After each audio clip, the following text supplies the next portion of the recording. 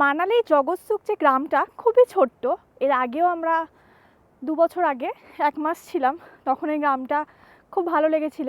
আবার সেই গ্রামটাতেই ফিরে আসা। এবং মানালিতে প্রচুর ছোট ছোট গ্রাম আছে এবং এখানকার জীবনযাত্রাটা একদমই অন্যরকম। মানে পাহাড়ে যারা বেসিক্যালি থাকে, কলকাতার জীবন আর পাহাড়ের জীবন টোটালি আলাদা। সেগুলো আস্তে আস্তে বলবো। এখন আমরা এখানে হাঁটছিলাম, হাঁটতে হাঁটতে এই টপটায় এসছি।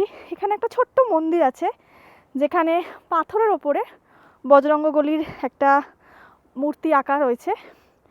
তো এটাও দেখলাম, বেশ সুন্দর। এরকম প্রচুর ছোট ছোট মন্দির টাইপের এরকমভাবেই পাথর দিয়ে করা আর কি।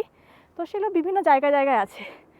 আর এটা কিন্তু একদম পুরো জঙ্গলের মধ্যেই ওপরটা হাঁটছিলাম। ওপর থেকে আস্তে আস্তে নিচে নামার সময় দেখলাম, তাই ভাবলাম নমস্কারও করে নিই আর তোমাদেরও দেখিয়ে দিই।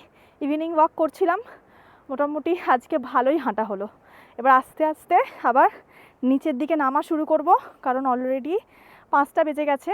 এখানে মোটামুটি আলো থাকে, 6টা অবধি আলো থাকে।